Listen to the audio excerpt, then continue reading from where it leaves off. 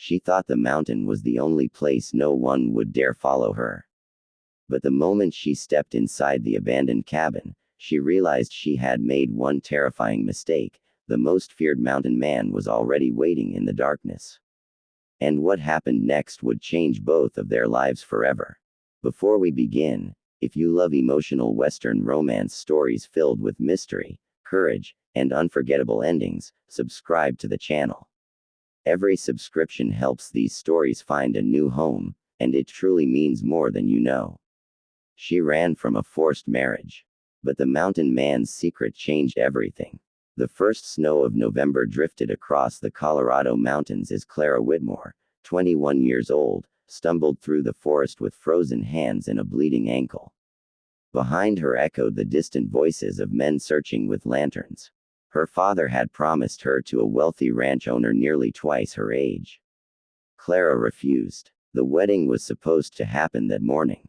Instead, she escaped before sunrise with nothing except a small satchel, her mother's silver locket, and the desperate hope that somewhere beyond the mountains she could finally become free.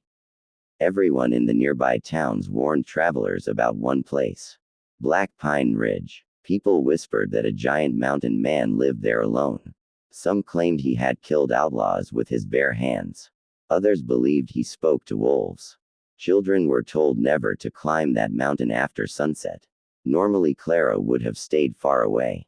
But fear of an arranged marriage was greater than fear of old legends.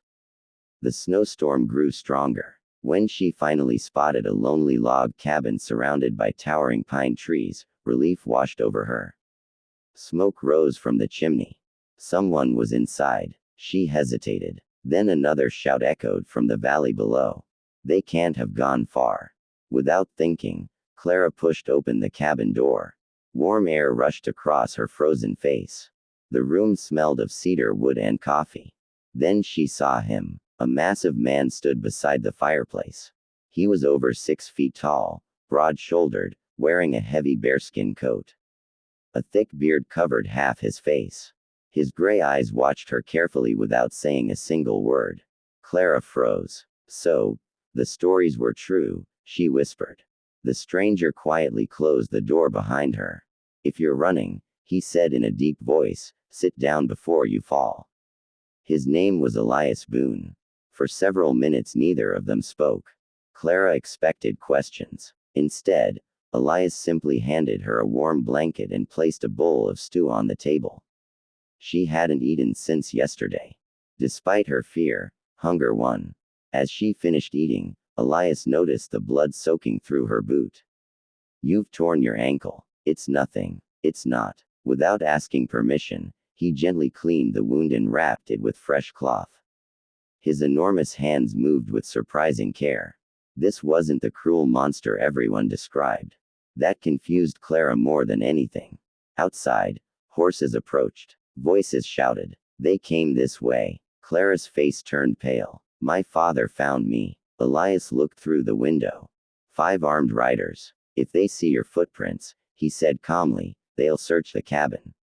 You don't know these men. I don't need to. He opened a trapdoor beneath a rug. Hide. Clara climbed into the small cellar just as loud knocking shook the cabin.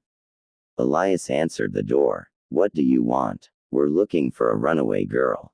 No one came here. One of the riders laughed. We know who you are, Boone. Then you also know what happens to men who enter my home without permission. Silence. After several tense seconds the horses slowly rode away. Only when their voices disappeared did Elias open the cellar. They'll return tomorrow. Clara's hands trembled. Why did you help me? Elias stared into the fire. Because someone should have helped my sister. Those words carried years of pain. Later that evening he finally told the truth. Years earlier, greedy men forced his younger sister into marriage. She tried escaping. No one protected her. She died before reaching safety. After losing her, Elias abandoned town life forever. People created frightening stories because they feared what they didn't understand. The lonely giant simply allowed the rumors to continue. Fear kept dangerous people away, including men like Clara's father. For the first time since leaving home, Clara felt safe. The next morning she insisted on helping around the cabin. She chopped vegetables while Elias repaired fences damaged by snow. Days became weeks. Together they gathered firewood, fed horses, cooked meals, shared quiet conversations beside the fireplace. Little by little the silence between them disappeared. Clara discovered Elias secretly carved beautiful wooden birds during long winter nights. He admitted they reminded him of freedom. Elias discovered Clara loved reading. Every evening she read old novels aloud while snow covered the mountains outside. The lonely cabin slowly became something neither expected. Home. One afternoon Clara found a hidden photograph inside a drawer. A smiling young woman stood beside Elias. Your sister. He nodded quietly. I couldn't save her. Clara gently placed a hand over his. You saved me. Those 4 words broke something inside the giant mountain man. For the first time in years, tears filled his eyes. Spring finally arrived. The snow melted. Flowers returned to the valleys. Clara believed her nightmare had ended. She was wrong. One afternoon smoke rose from the forest. Elias climbed onto the porch. They found us. Nearly a dozen riders surrounded the cabin. At their front stood Clara's furious father. You've hidden my daughter long enough. Clara stepped outside before Elias could stop her. I am not your property anymore.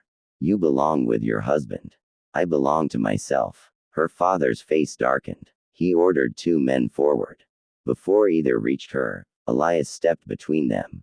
The mountain man didn't raise his fists. He simply stood there like an unmoving wall. You leave now, Elias said quietly. No, you'll regret it. One outlaw drew his revolver. Before anyone could fire, the sheriff and several deputies appeared from the trees. One of Elias's old friends had secretly ridden to town days earlier. The sheriff held official papers proving Clara was legally an adult. No one could force her into marriage. Her father had broken the law. Within minutes the deputies arrested him along with the hired men who threatened violence. As the horses disappeared down the mountain trail, silence returned. For the first time in months, Clara was truly free. Summer painted Black Pine Ridge green. Instead of leaving, Clara chose to stay.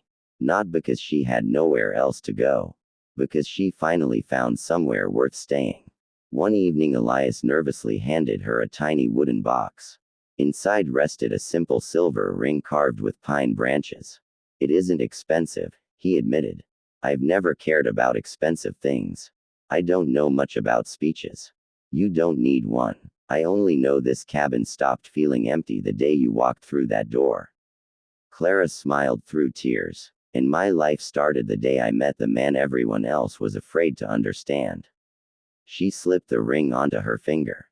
I choose you. Months later, neighbors gathered at the little mountain cabin. There were no fancy decorations. No grand church. Only wildflowers, laughter, loyal friends, and endless mountain skies. The feared mountain man finally smiled without hiding it. The runaway bride finally belonged to no one except herself. Together they built not just a home, but a future born from courage, kindness, and second chances.